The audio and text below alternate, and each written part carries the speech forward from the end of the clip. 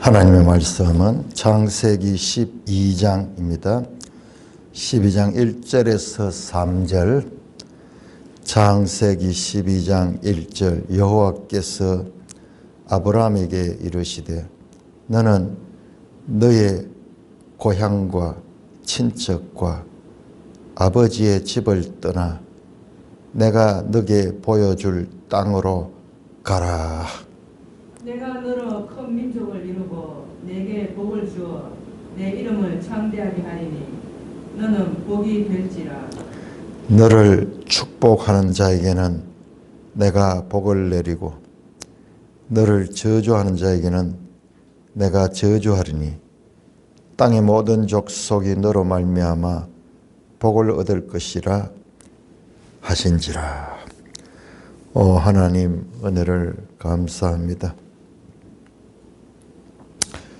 오늘도 창세기 말씀, 특별히 이제 12장 아브라함 기사를 통하여 말씀하시는 하나님 말씀의 깊이와 넓이와 높이를 바르게 깨닫게 하여 주시옵소서.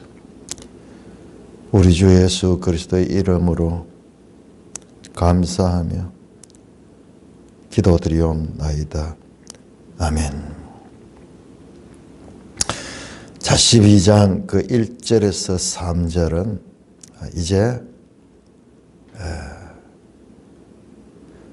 소위 1장에서 11장 원역사를 뒤로 하고 이제 족장 역사 12장부터 50장까지 족장 역사가 시작되는 첫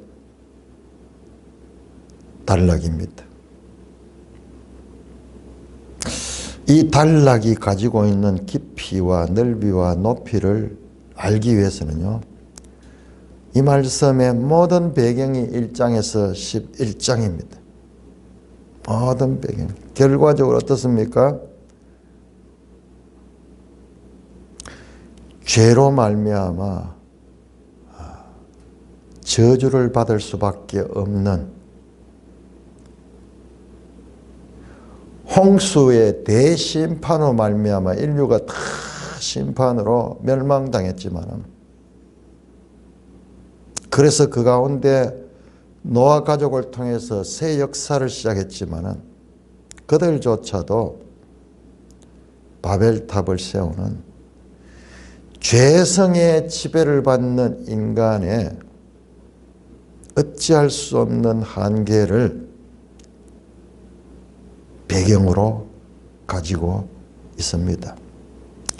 1절에 3절에 보면은 복이라는 말이 5번 나옵니다. 2절에 보니까는 내게 복을 주고 너는 복이 될지라. 너를 축복하는 자에게는 내가 복을 내리고 저주하는 자에게서는 땅의 모든 족속이 너로 말미암아 복을 얻을 것이다. 복이라는 단어가 바라크입니다. 바라크. 저주라는 단어가 나오죠. 복과 저주가 여기 나오죠. 저주는 아랄.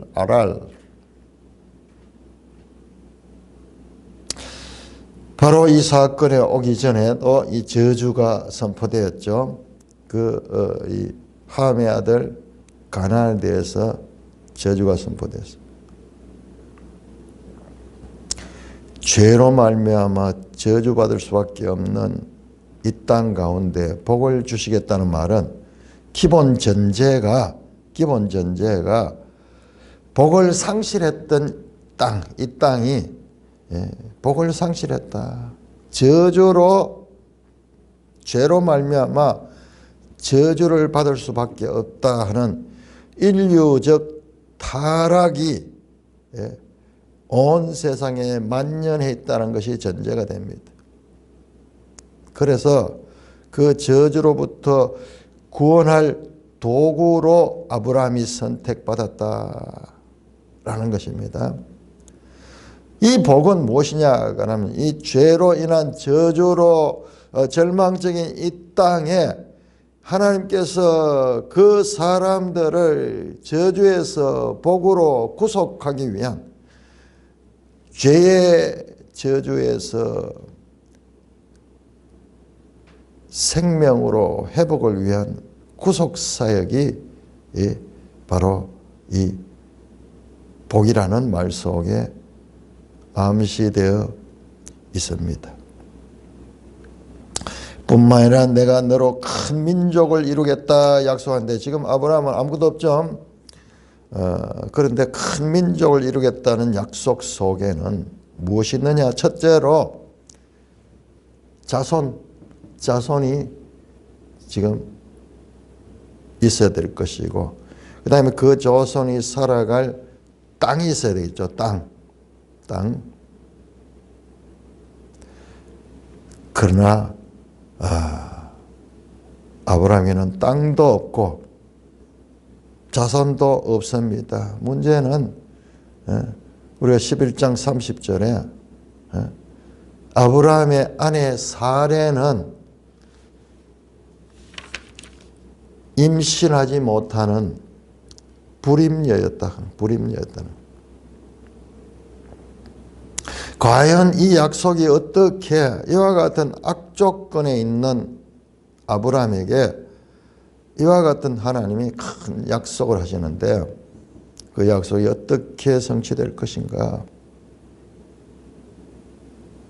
뿐만 아니라 이 아브라함을 불러서 내는 이 장면은 한 개인에 관한 선택의 이야기지만은, 이게요, 인류 모두의 문제를 해결하기 위한 우주적 의미를 가지는 사건입니다.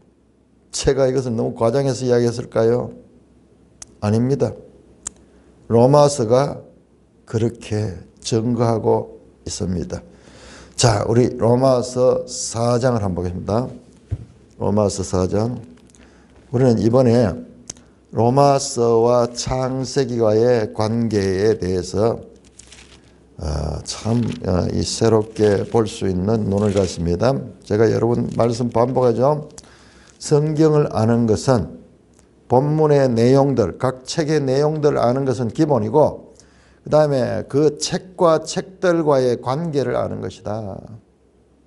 우리 봤죠? 창세기 3장에 그 하와가 죄를 짓는 과정들이 로마서 7장 8절에 보니까는 어떻게 이 죄가 계명으로 말미암아 기회를 타고 그 욕심을 끌어내서 범죄하게 하는지 그 과정들을 다 설명해 놨어요.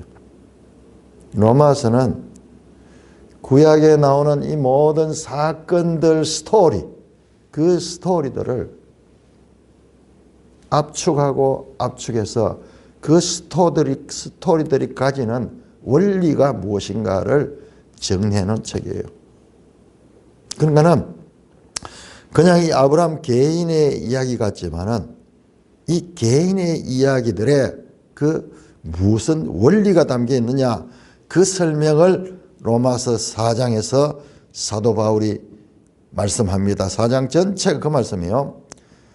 자, 그런즉 육신으로 우리 조상 아브라함이 무엇을 얻었다 하며 만일 아브라함이 행위로서 의롭다 한번 자랑할 것이다. 그러면서 자, 아브라함의 믿음에 대해서 말씀하고, 이 아브라함은 어떤 의미를 가지는가? 16절 후반절에 보시면은 이 아브라함은 믿음에 속한 자의, 그리고 아브라함은 우리 모든 사람의 조상이다. 17절에 내가 너를 많은 민족의 조상으로 세웠다함 같이 그는 모든 믿는 자의 하나의 그 이 대표적인 그와 같은 의미를 가지고 있는 것이라는 거예요.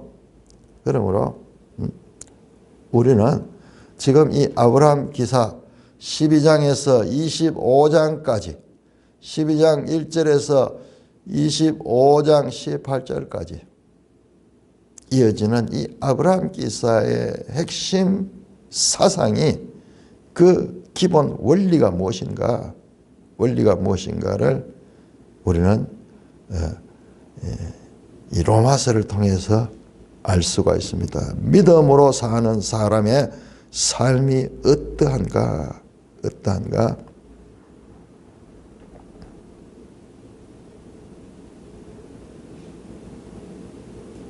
아브라함은 모든 믿는 자의 조상이고 22절에 23절에 그에게 의로 여겨졌다 하며 기록된 것은 아브라함만 위한 것이 아니요 의로 여기심을 받을 우리도 위함이니 곧 우리 주 예수 그리스도를 죽은 자 가운데서 살리시는 믿는 자, 모든 믿는 자의 하나의 삶의 원리적인 의미가 이 속에 담겨 있다.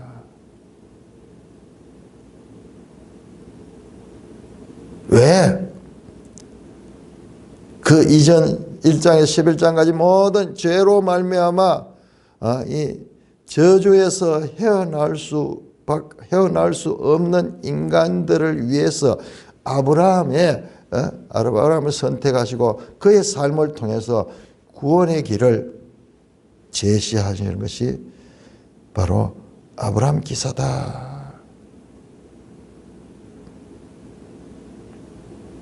1절입니다. 그래서 1절에서 12장 1절에서 3절은 참으로 성경 가운데서 중요한 그와 같은 구원의 출발이 선포되는 그와 같은 장면입니다. 아브라함에게 주신 이와 같은 사명은 인류와 피조물 전체의 회복을 위한 첫걸음이에요. 첫걸음. 아브라함 가족은 땅의 모든 백성에게 복을 가져다 주기 위해 특별히 선택된 사람입니다. 이 12장 1절 3절은 족장사의 첫 번째 단원이기도 하면서 동시에 온 인류의 시작에 대한 구원의 시작에 대한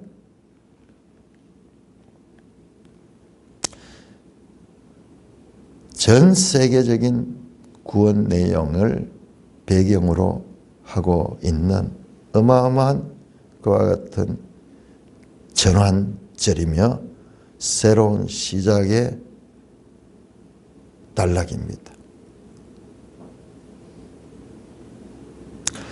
여호와께서 아브라함에게 너는 너희 고향 친척과 아비 집을 떠나 내가 네게 보여줄 땅으로 가라. 자, 가장 익숙한 곳, 고향, 친척, 아버지 집, 참 뭡니까 혈통적인 그와 같은 가장 친밀하고 익숙한 인간적인 그와 같은 의미를 가진 단어들입니다. 고향, 친척, 아버의 집, 아비의 집, 아버지의 집. 그것을 떠나서 어디로 가느냐? 내가 너에게 보여줄 땅으로 가라. 보여줄 땅입니다. I will show you. 내가 앞으로 보여주겠다는 거예요. 지금 하는 게 아니고 알지 못하는 땅이에요. 하나님이 보여주시는 땅. 아주 익숙한 그와 같은 고향 땅에서 떠나서 익숙하지 않는 전혀 낯선 곳으로 가라고 명령합니다.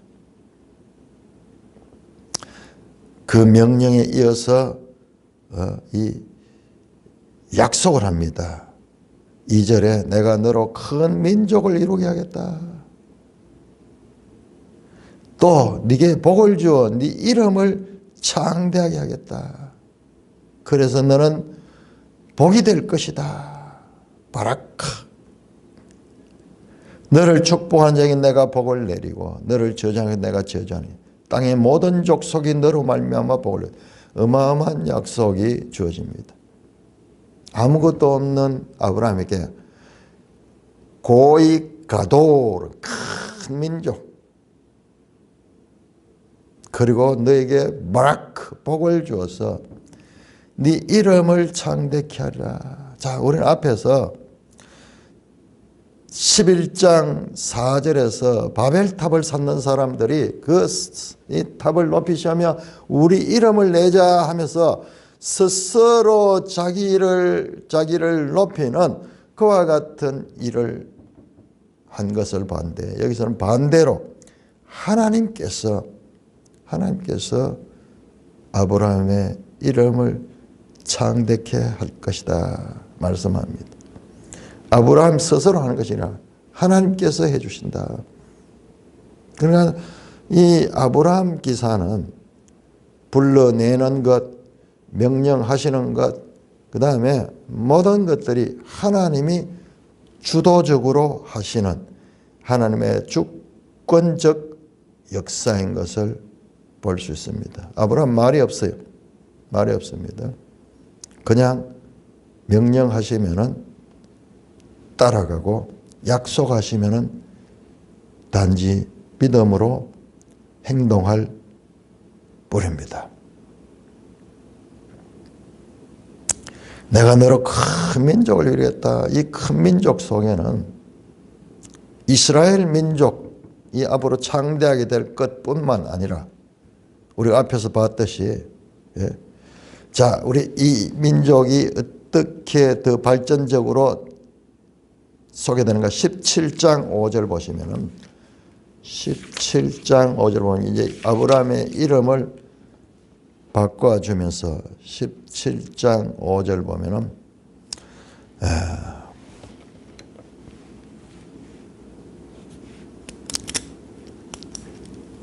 17장 5절 이제 후로는 너의 이름을 아브라함이라 하지 아니하고 아브라함이라 하느니 왜? 이는 내가 너를 여러 민족의 아버지가 되게 하겠다. 여러 민족의 아버지야. 내가 네게서 민족들이 나게 하며 왕들이 내게부터 나오리라. 민족들로 됩니다. 여러 민족. 사레에게도 말합니다. 사레에게도 16절에 내가 그에게 복을 주어 그를 여러 민족의 어머니가 되게 하고 여러 민족의 여러 왕이 그에게서 날 것이다. 민족의 여러 왕이 그에게서 날 것이다. 아브라함은 여러 민족의 아버지고 사레는 여러 민족의 어머니가 된다. 사레는 자녀를 별로 낳지를 못했어요. 그런데 어떻게 여러 민족의 어머니가 될까요? 자, 이것이 바로 아까 우리 로마서 봤던 믿음으로 말미암는 모든 자의 조상, 아브라함 믿음의 조상이 되는 거예요. 온 세상에 모든 민족들 가운데 믿는 자의 조상이 되는. 그래서 이 이삭이 중요한 거예요. 사레가 놓은 이삭, 야곱으로 이어지는 이 족장, 이 계보를 통하여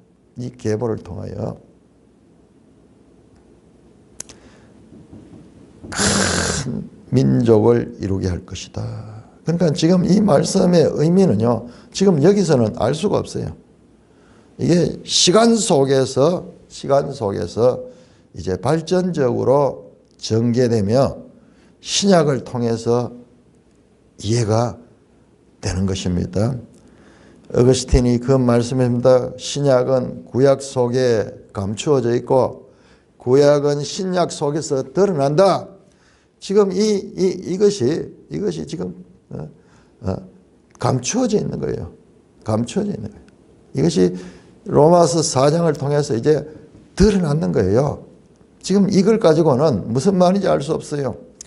우리는 지금 신약과 구약을 다 볼 수 있는 이런 시대를, 특별한 시대를 살고 있는 거예요. 그래서 이 말씀이 가지는 궁극적인 의미가 무엇인가까지도 알 수가 있습니다.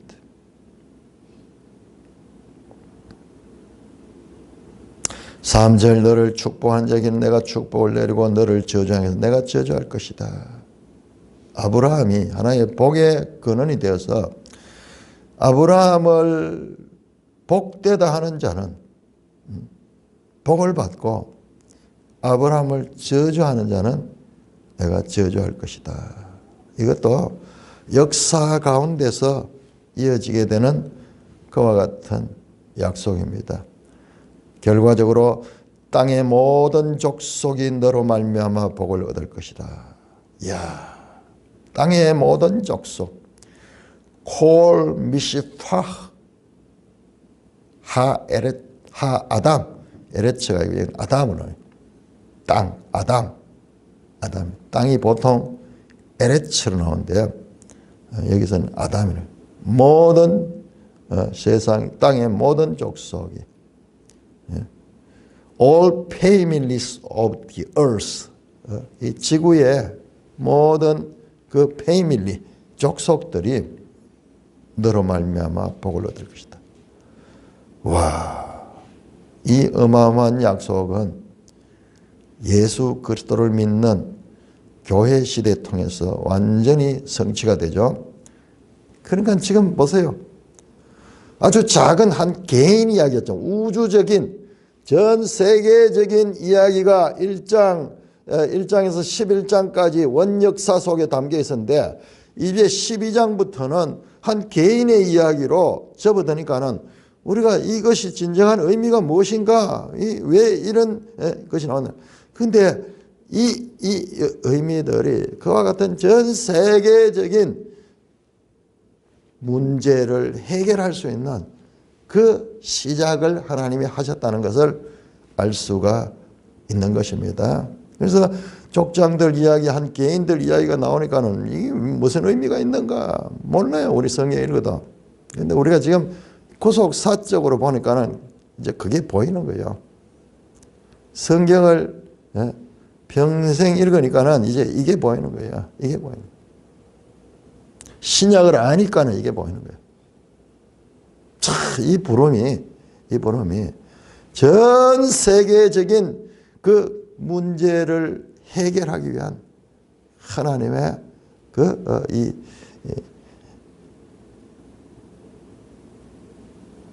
일하시는 하나님께서 일하시는 한 사람을 불러서 그 가족을 불러서 일하시는 하나님의 그 일의 출발점이 된다는 것을 알 적에 얼마나 이 내용이 가지는 무게와 깊이와 넓이를 느끼게 될 것입니다. 그러니까는 성경 읽기는 성경은 늘 그 자리에 있어요. 읽는 사람이 변하면은 계속 그 의미를 더 깊이 알게 되는 것이죠. 그러니까 평생 하나님 말씀을 읽고 이제 깨달아 가는 거죠. 흐릿한 데서 조금 더 명료하게 하나님을 알게 됩니다. 자, 이제 구체적으로 이 큰 명령과 더불어서 아주 현실적인 움직임들이 나오는데 이제 이런 내용만 보면은 우리가 그냥 그 사건에 매몰될 수밖에 없을 그런 평범한 사건입니다. 4절에서 6절 교독합니다. 이에 아브라함이 여호와의 말씀을 따라갔고 롯도 그와 함께 갔으며 아브라함이 하란을 떠날 때 75세였더라. 아브라함이 그의 아내 사라의 조카 롯과 하란에서 모은 모든 소유와 얻은 사람들을 이끌고 가나안 땅으로 가려고 떠나서 마침내 가나안 땅에 들어갔더라. 아브라함이 그 땅을 지나 세겜 땅 모래 상수리 나무에 이르니 그때 가나안 사람이 그 땅에 거주하였더라. 자, 1절에는 어떤 내가 너게 보여줄 땅이 어디냐? 그 땅이 바로 가나안 땅이에요. 가나안 땅. 첫째, 이제 땅에 관한 약속이 나왔는데 그 땅이 지금 등장하는 그 땅이 가나안 땅입니다.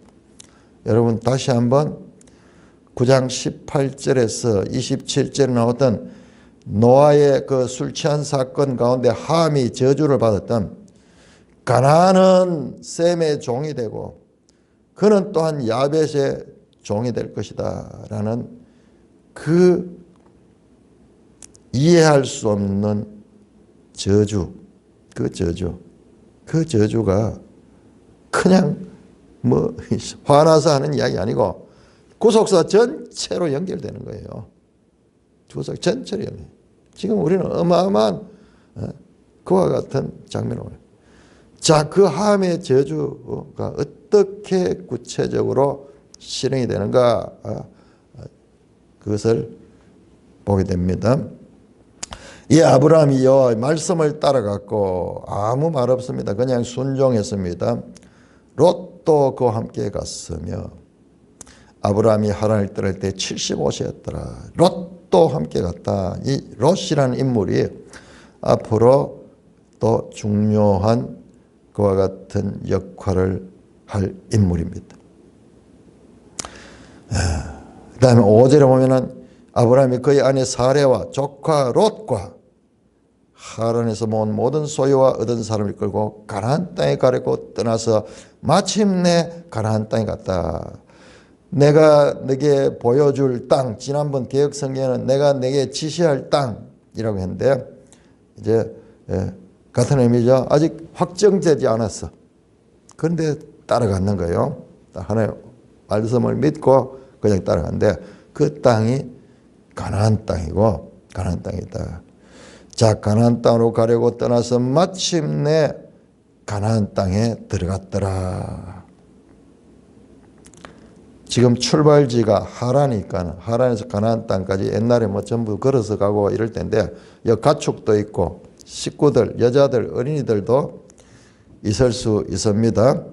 그런데 여기에 뭐 자녀가 없기 때문에 어린이는 없지 않겠나 하는데, 그런데 아브라함에게는 없지만은 그게 모든 소유와 얻은 사람들, 그러니까 사람들이 있었어요. 그러니까 다른 사람들은 자녀들을 많이 낳을 수 있겠죠. 많이 낳고 있겠죠. 한 무리가 갔습니다. 한 그냥 개인 가정뿐만 아니라 무리가 갔고 그 대표적인 인물들이 이제 사레와 조카 롯이고, 자, 계속 롯 이야기를 빼지 않고 나오고 있습니다. 11장 31절부터 27절부터 롯이 소개됐죠. 계속 소개돼서 여기서도 반복적으로 4절, 5절에 등장합니다. 자, 이게 성경이 어떻게 스토리를 전개하는가 보세요. 이게 하면 우리 앞에서도 봤잖아요. 가나안의 아비 함 갈 적에 하면 가나안이 지금 앞으로 중요한 역할을 할 것 봤잖아요. 지금 여도 조카 롯이 자꾸 나오면 앞으로 이 롯을 통해서 또한 큰 사건들이 있게 될 것이 암시되고 있습니다. 하나의 복선 같은 복선. 성경에 이 깊은 내용들을 표현하기 위해서 이 복선을 많이 사용해요. 자, 뿐만 아니라 이 롯은요, 롯은 지금으로 봐서 하나님 약속했죠. 너로 말미암아 큰 민족을 이루겠다 할 때 아브라함에게 그 큰 민족을 이룰 수 있는 아브라함의 그 계보는요, 계보는 지금 롯이 유력합니다. 롯이 그 대라에 아브라함이 자녀가 없기 때문에 조카가 그 대를 이을 수 있는 유력한 인물이기도 합니다. 사례를 통해서 이제 아브라함의 대가 이어져야 될 건데 아내 자체가 불임이니까는 이제 조카 롯이 중요한 역할을 합니다. 가나안 땅으로 가려고 떠나서 마침내 가나안 땅에 들어갔다. 아주 짤막하게 이 과정들을 지금 막 전개합니다.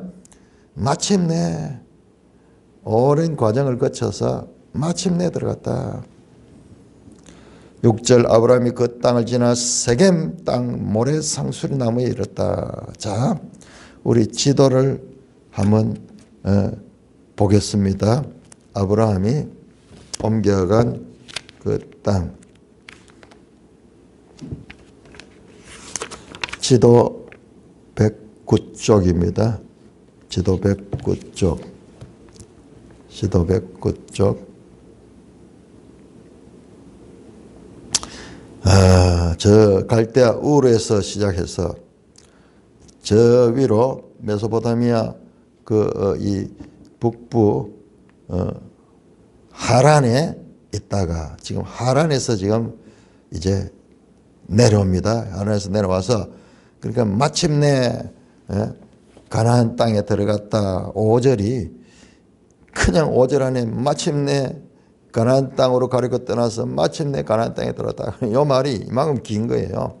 하란에서부터 갈그미스를 통해 가지고 알레포, 에불라, 하맛, 카트나, 다메섹을 지나 가지고 저 이제 그 요단강을 건너서 세겜 땅으로 들어갔다. 세겜 땅으로 들어갔다. 그러니까 과감하게 생략해 버린 거예요. 과감히 생략하는 거예요. 필요한 부분이 아닐 때는 과감히 생략해서 자, 이 길은 앞으로 그의 손자 야곱이 이 길을 따라서 다시 여기에 들어오게 될 반복될 그런 길이에요. 나중에 야곱이 하란으로 가죠. 그 하란에서 돌아올 적에 이 길을 따라서 돌아오게 됩니다. 지금 이 아브라함 기사 속에는 이런 이 장차 이루어질 아브라함 혼자 일이지만은 장차 그 후손들 나중에는 이스라엘 민족이 가나안 땅에 들어갈 적에 이 길로 들어가잖아요. 이 길로 되잖아요. 그 모압 땅에서 요단을 건너 가지고 어디로 가는 거? 세겜으로 가. 세겜으로. 그래서 이 세겜에서 뭘 합니까? 이 세겜에서 여호수아 8장에 보면은 여기서 세겜에 거리심산과 에발산이 있거든요. 거기에서 복과 저주를 선포하는 의식을 여기서 행하는 곳이죠. 그러니까 이 세겜은 중요한 아브라함 때부터 이제 중요한 의미를 가지고 이것이 메아리 치면서 역사 가운데 반복되는 것도 우리가 볼 수가 있습니다. 이번 제가 강해는 이 구속사적인 그런 관점에서 지금 포커스를 맞추어서 말씀을 드릴 것입니다.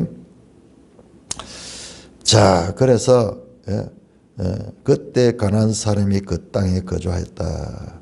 자, 세겜 땅 모래상수리 나무 많이 나오죠. 모래 가는 말이 여기에 선생이라는 뜻이야. 모래 가는 게 이게 선생이라는 뜻도 있고 여기에 이른 비 늦은 비 할 적에 그런 의미도 있어요. 그런 의미도 아주 중요한 단어입니다. 모래상수리 나무. 상수리 나무에 이르렀다. 나무가 아주 중요한 하나의 그 위치를 나타낼 적에 중요한 의미를 가집니다. 뒤에 보면 또 다른 마물의 상수리 나무 하는 것도 나오는데, 자, 그 땅에 거주했다. 우리 이제 창세기를 보면서 특별히 이제 족장사를 보면서 하나님께서 사람을 통해서 이 성경을 기록하게 했는데 이 기록하는 이 사람 또는 말씀하는 내레이터라고 내렸다. 그 말씀하는 방법을 우리 여기서부터 자세히 봐야 돼요. 어떨 때는 아주 압축해버리고 마침내 그런 말 하나 넣어가지고 이 긴 과정을 압축해버리고 또 이 복선을 깔아가지고 그 사람들을 지금 앞으로 나올 그런 사건과 연결시키는 그런 표현도 잘 사용하시는 분이라는 것을 알 수 있습니다. 7절에서 9절입니다. 여호와께서 아브라함에게 나타나 이르시되 내가 이 땅을 네 자손에게 주리라 하신지라.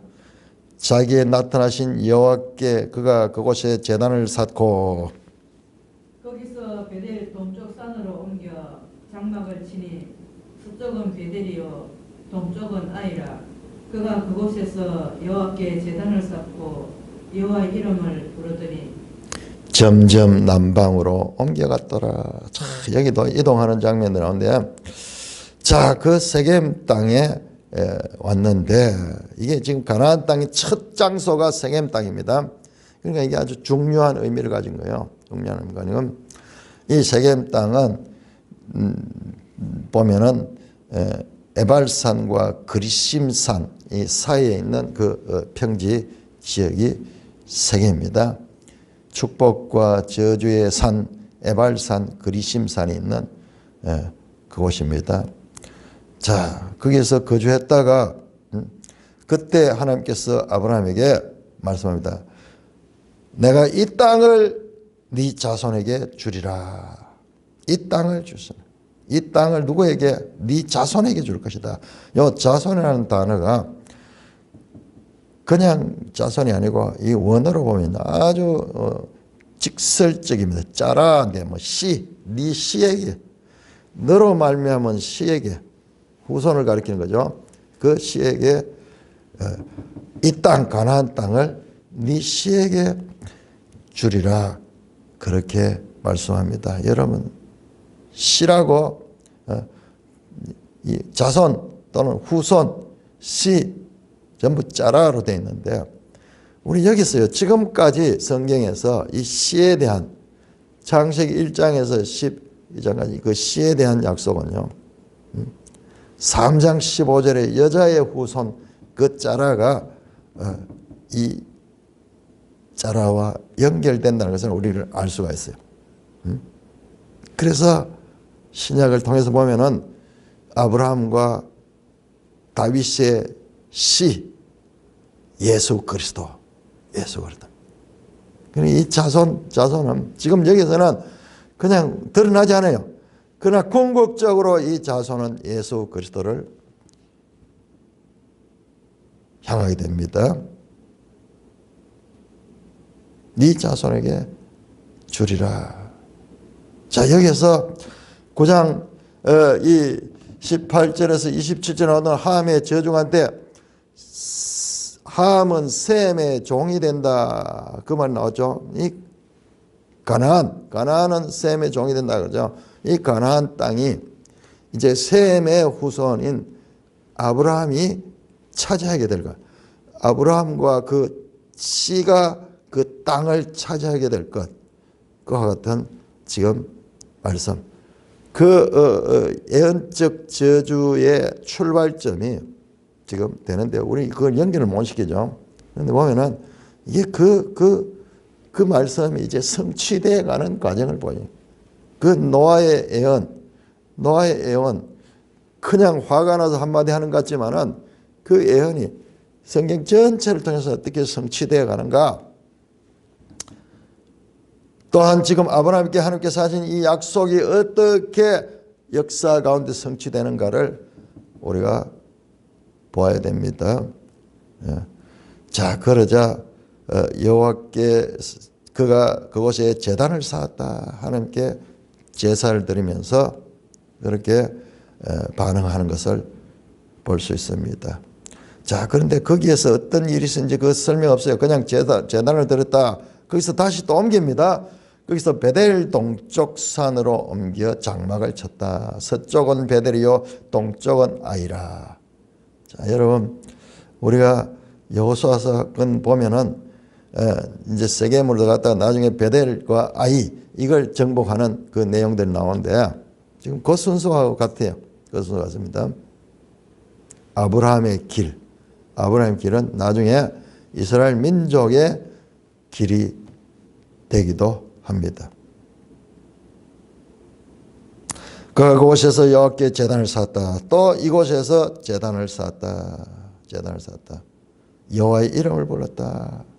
여기서 무슨 일인지 아무 이야기 없어요. 얼마나 머무는지도 없습니다. 다시 또 이동합니다. 점점 남방으로 옮겨갔다. 남방은 네게브로 되어 있는데 저 남쪽 지역으로 내려갑니다. 자, 아브라함이 가는 곳마다 여호와께 제단을 쌓고 여호와의 이름을 불렀다. 여호와의 이름을 불렀다. 이 표현이 앞에서 나왔죠. 어디 나왔습니까? 이 4장 마지막 절에 보시면은 4장 마지막 절에 그때 사람들이 비로소 여호와의 이름을 불렀더라.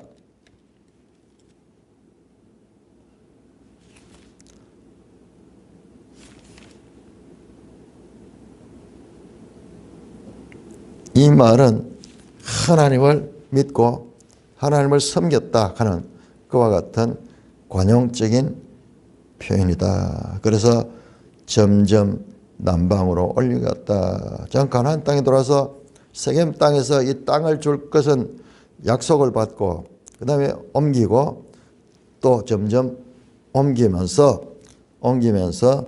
이제 점점 남방으로 옮겨갔다. 자, 조금 진도를 빨리 나가겠습니다. 12장 10절에서 16절. 그 땅에 기근이 들었으므로 아브라함이 애굽에 거류하려고 거리로 내려갔으니 이는 그 땅에 기근이 심하였음이라. 그가 애굽에 가까이 이르렀을 때 그 아내 사레에게 말했되 내가 알기에는 그대는 아리따운 여인이라. 애굽 사람이 그대를 볼 때 이르기를 이는 그의 아내라 하여 나는 죽이고 그대는 살리리니 원하건대 그대는 나의 누이라 하라. 그러면 내가 그대로 말미암아 안전하고 내 목숨이 그대로 남아 보존되리라 하니라. 아브라함이 애굽에 있을 때 애굽 사람들이 그 여인의 심히 아름다움을 보았고 바로의 고관들도 그를 보고 바로 앞에서 칭찬함으로 그 여인을 바로의 궁으로 이끌어 들인지라. 이에 바로가 그로 말미암아 아브라함을 후대함으로 아브라함이 양과 소와 노비와 암수 나귀와 낙타를 얻더라. 그런데 이제 이 하나님의 약속의 땅에 왔는데 그래서 네게부 지역으로 내려갔거든요. 그런데 그곳에 기근이 들었다. 기근이 들었다. 하나님의 약속의 땅인데도 이게 기근이 들어서 도저히 살 수 없는 하나님의 부르심에 응답해서 아브라함은 생면부지의 낯선 이국 땅으로 온 가족을 데리고 이주했지만은 그런데 그 내용도 단지 6절밖에 기록 안 했어요. 그런데 7째 절에 와서 바로 이 기근을 만납니다. 그러면 짤막하게 지금 다루고 있어요. 기근을 만나. 그래서 그 약속의 땅에 머무르지 못하고 살기 위해서 그 애굽으로 내려갑니다. 애굽은 나일강이 있어가지고 항상 그 곡창지대였고 그래서 이 가나안 땅보다는 가나안 땅은 하늘의 비로 이렇게 사는 곳이고 애굽에는 큰 강이 있어. 저 메소포타미아 유프라데면처럼 그 강이 항상 그 물이 풍부한 그곳에 살았습니다. 그래서 거리로 내려갔다. 이는 그 땅에 기근이 심했다. 두 번을 반복하고 있죠. 10절 보세요. 기근이 들었다. 끝에 그 땅에 기근이 심했다. 아브라함이 애굽에 거하려고 거리로 내려갔다. 자, 이렇게 약속의 땅에도 이와 같은 기근이 있습니다. 자, 그런데 놀라운 것은 그가 애굽 가까이 이를 때 그의 아내 사레에게 말하되 믿음의 사람답지 않게 자기가 살기 위해서 아내에게 아내가 이쁘기 때문에 내 아내라 그러면 사람들이 나를 죽이고 당신을 뺏어갈 거니까는 그러지 말고 내가 당신 오빠라. 그럼 당신은 내 누이라. 그래 하면은 그 사람들이 죽이지 않고 그리고 오빠는 어떤 역할을 하냐 그러면 우리 성경 시대에 보면은 그 오빠가 그 여동생의 결혼에 아주 중요한 영향력을 끼치죠. 라반도 그랬죠. 리브가하고 관계해서 라반이 다 결정하잖아요. 저 뒤에 보시면은 창세기 34장에 레이와 시몬이 자기 여동생 이름 뭡니까? 여동생 이름이? 예? 다말이었죠. 그 다말이 그 세겜이네요. 세겜 사람들에 의해 가지고 그 강간당했을 적에 그때 오빠들이 가서 중지하죠. 그런 그게 있습니다. 그러니까는 이렇게 하면은 자기는 자기대로 그 주선을 해는 오빠로서 보상도 받고 그다음에 생명도 안전하다. 그러나 남편이라 그러면은 그 여자를 탐내해 가지고 죽이고 그것을 빼앗아 갈 것이다. 그렇게 생각을 하고 거짓으로 서로 이 말을 맞추습니다. 야, 그런데 이렇게 이 순종하고 믿음으로 살았던 사람이 하는 행동치고는 너무나 치사한 모습입니다. 거짓말, 자신을 보호하기 위해 거짓말을 합니다. 아마 한편으로는요, 아브라함은 이렇게 되면은 아브라함을 통해서 그 사례를 통해서 하나님이 씨를 약속했는데 그 씨에 대한 약속도 지금 이제 큰 문제가 생길 그런 입장에 처하게 되어서 그런지 거짓말로 위기를 모면하려고 합니다. 아니나 다를까 14절 이하 보니까는 애굽에 왔을 때 애굽 사람들이 아브라함의 예상대로 그렇게 그래서 애굽의 바로가 그 사례를 자기 궁으로 끌어들였습니다. 자, 이것은 궁으로 끌어들였다는 것은 후궁으로 맞이했다는 거예요. 후궁으로.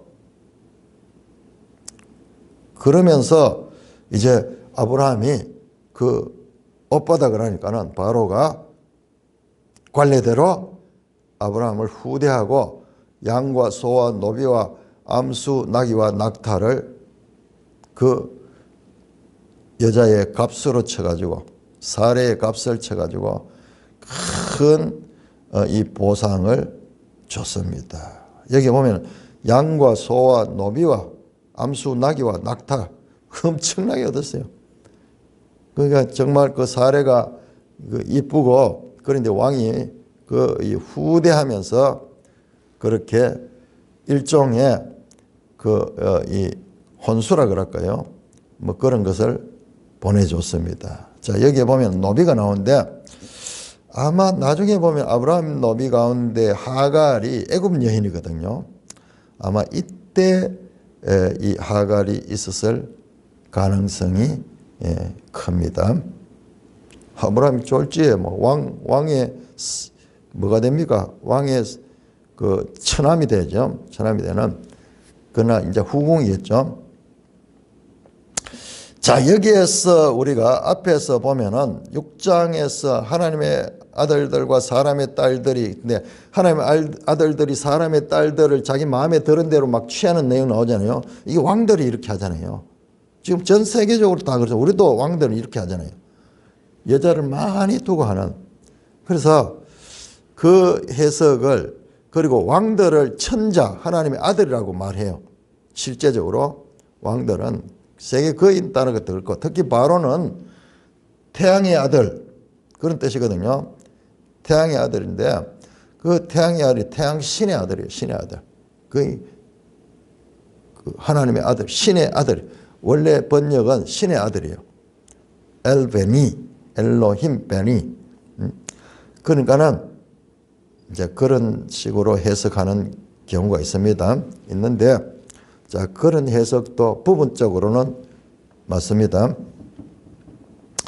자, 그래서, 아담은 치사하게,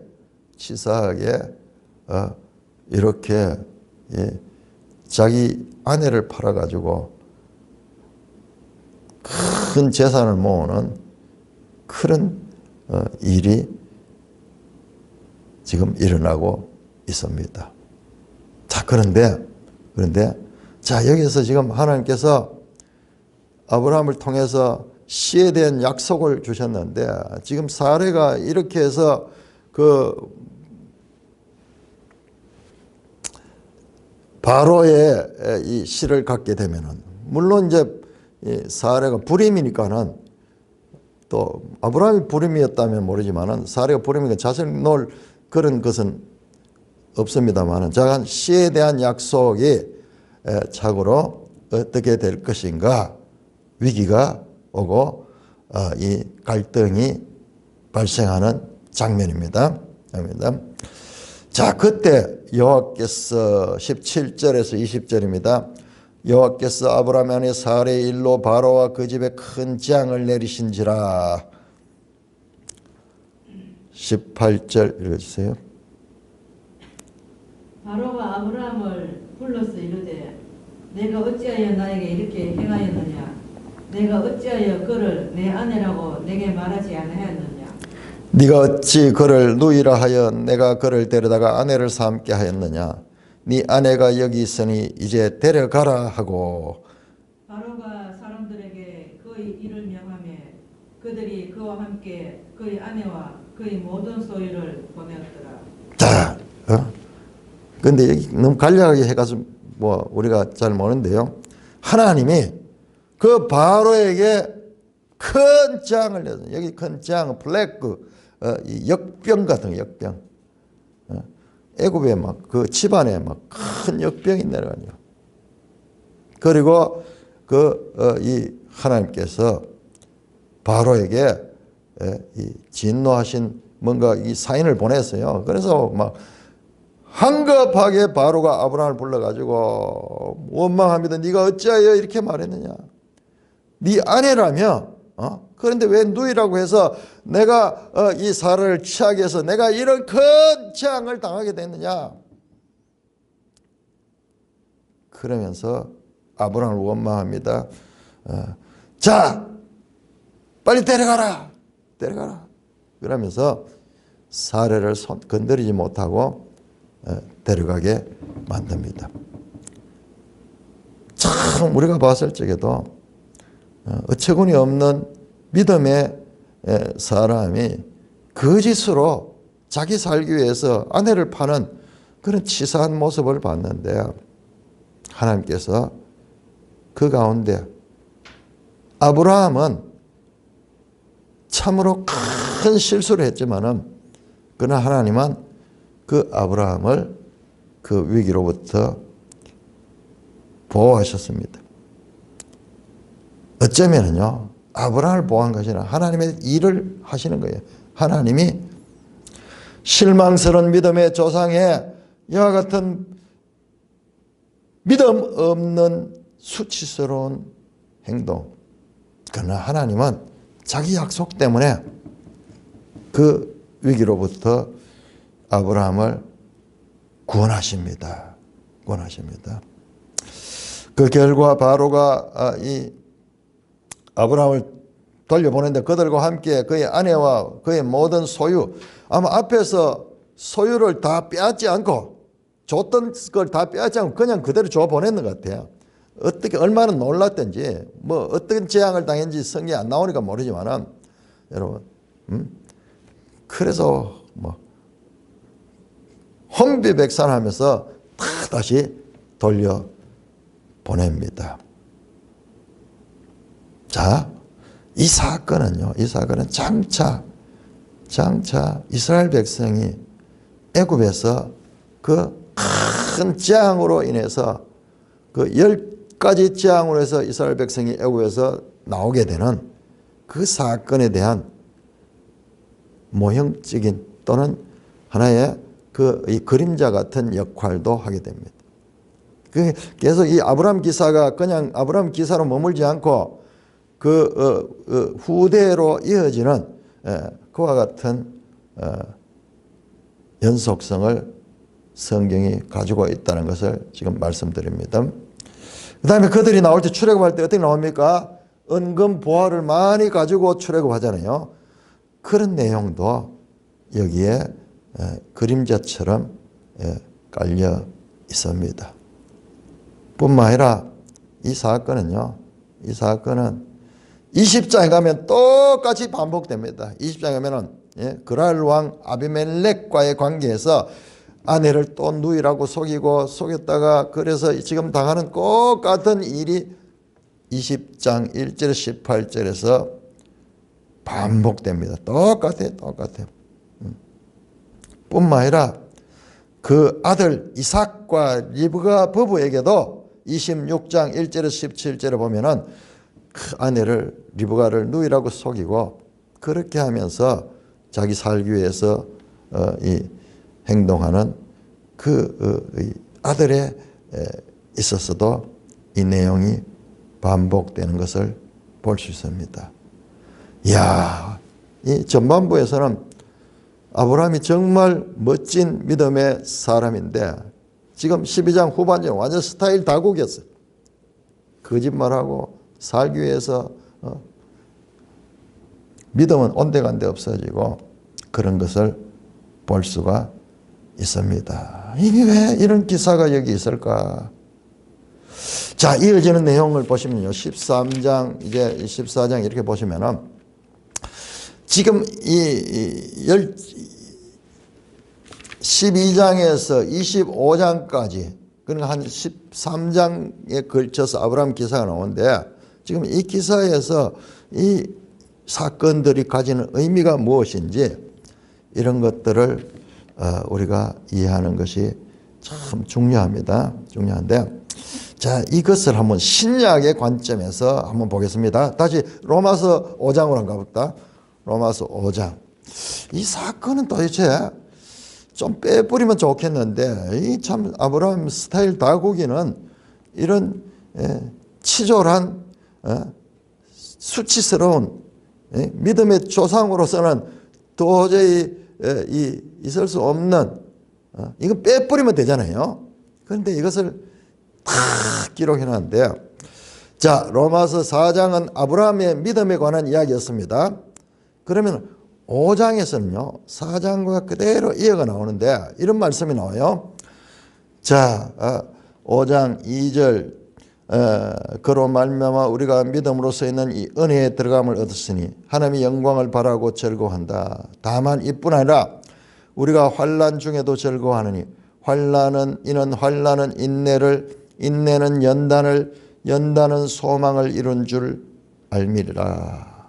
자, 믿음의 사람 아브라함에게도 이와 같은 연단의 과정이 있다는 거예요. 이게 여기에 과연 적용시키는 게 맞는가 안 맞는가 참 그렇지만 잠깐 순서로 보면 로마서 4장이 아브라함이고 5장에 바로 이어서 연단의 과정이 나오는데 이 사건을 기록한 것은 믿음 있는 아브라함이죠. 연약한 죄인의 모습을 아브라함에서도 보여주기도 합니다. 그런데 이 사건은요. 이 사건 13장에 가면은 13장과 같이 읽어야 돼요. 오늘 시간이 없어서 같이 보는 게 13장과 같이 비교해서 보면은 이 사건의 의미를 알 수 있어요. 13장에서는 롯과 아브라함이 이제 헤어지게 되는 두 번째 시험이 오는데 이게 어떤 면에서 첫 번째 시험이었어요. 오늘 본문이. 그런데 거기에서 아브라함은 아주 의연하게 행동합니다. 지금 이 장면과는 정반대예요. 그래서 로마서 말씀을 가지고 보면은 이와 같은 믿음의 과정 가운데 이와 같은 환난과 그와 같은 연단의 과정들이 있다. 그래서 이 사건을 겪고 난 다음에 아브라함이 훨씬 성숙한 믿음의 모습을 보이는 것을 볼 적에 그렇게 연결해서 볼 적에는 믿음의 과정을 지금 보여주고 있다. 아브라함이 특별한 무슨 사람이어서가 아니고 똑같은 죄인이고 속이는 나중에 그 자손들도 마찬가지죠. 속이는 데는 이삭도 속이고 야곱도 속이는 그런 속임의 가문. 그게 어떻게 믿음의 조상이냐?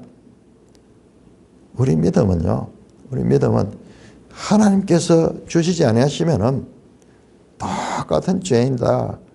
어떤 그런 면에서 믿음의 과정에서 하나님의 역사하심을 경험하고 그 믿음이 더욱더 성장하고 적더 그 믿음에 흔들리지 않는 13장 모습과 13장 에피소드와 12장 에피소드와 연결해서 봤을 때 아마 그런 의미가 있지 않는가 특별히 로마서로 연결해 보니까는 더 그 의미가 그렇게 생각이 됩니다. 찬송가 543장입니다.